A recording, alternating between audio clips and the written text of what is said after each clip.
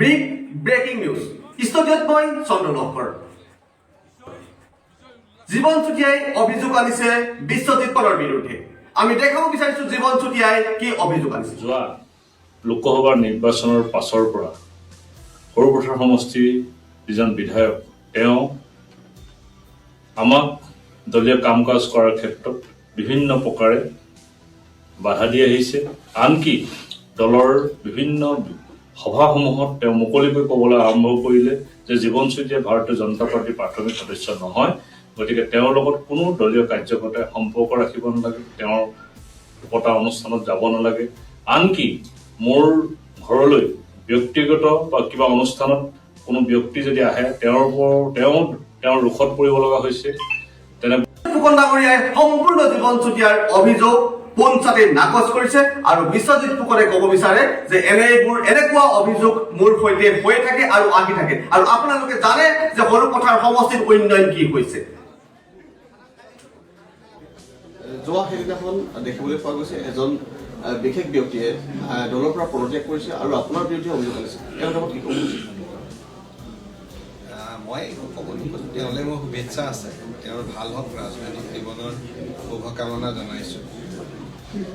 ৰাজনীতিত যেতিয়া বিৰোধী দলত থাকে অভিযোগ আনে, কিন্তু সাধাৰণতে আমাৰ ওপৰত যিবিলাক অভিযোগ ইয়াত অনা দেখা যায় আপুনি নিজেও জানিব, 100টাৰ ভিতৰত 100টা ভুৱা অভিযোগে আনে। কাৰণ সৰুপথাৰবাসী জনসাধাৰণ, সৰুপথাৰবাসী ৰাইজৰ বিজেপি দল, বিজেপি চৰকাৰ বা স্থানীয় বিধায়ক হিচাপে মোৰ বিৰুদ্ধে কোনো অভিযোগ নাই।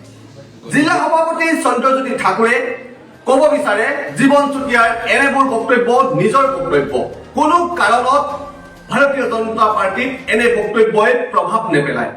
ভাৰতীয় জনতা পাৰ্টীৰ সৰুপথাৰ সমষ্টিত পুনৰবাৰ বিশ্বজিৎ ফুকনে টিকেট পোৱা নিশ্চিত কৰিছে আৰু লগে লগে তেখেতে ক'ব বিচাৰে যে সৰুপথাৰ সমষ্টিত এইবাৰ ভাৰতীয় জনতা পাৰ্টীৰ হৈ বিশ্বজিৎ ফুকনক টিকেট দিয়া হ'ব আৰু তেওঁৰ বুথ শক্তিশালী আৰু 3টা মণ্ডল শক্তিশালী বুলি তেখেতে মন্তব্য দাঙি ধৰিছে। আমি দেখাব বিচাৰো।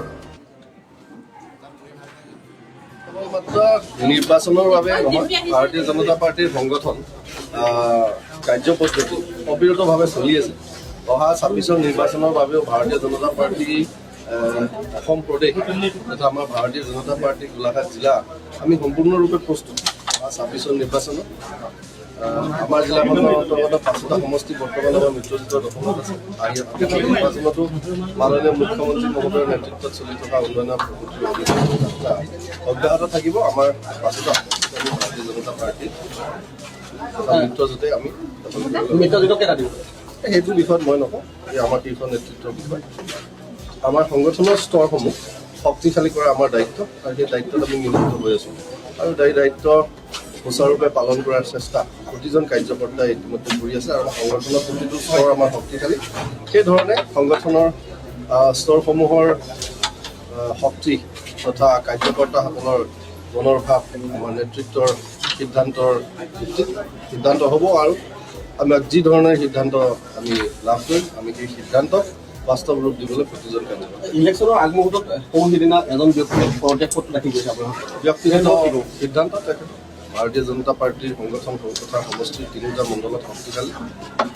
আমি আশা কৰোঁ তেখেতে নিজৰ সিদ্ধান্ত তেখেতৰ ব্যক্তিগত সিদ্ধান্তৰ ওপৰত আমি কোনো কথা ক'বলৈ নাযাওঁ, কিন্তু ভাৰতীয় জনতা পাৰ্টীৰ জিলা সমিতিৰ সভাপতি হিচাপে সৰুপথাৰ সমষ্টিৰ মণ্ডল সভাপতিসকলৰ সৈতে কাৰ্যকৰ্তাসকলৰ সৈতে আমি কাম কৰি আছোঁ আৰু আমাৰ সংগঠনৰ প্ৰতিটো স্তৰীয় শক্তিশালী।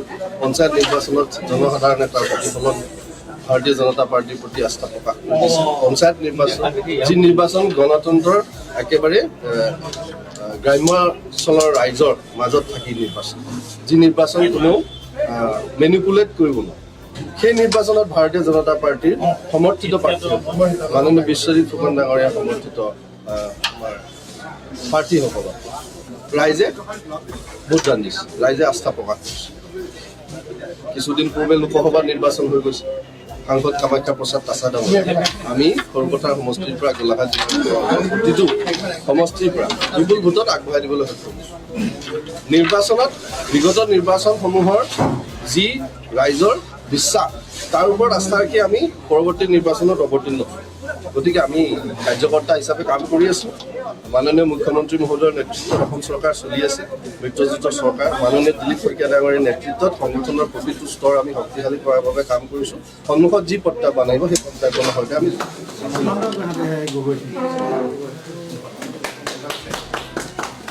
আৰু কোন আছে?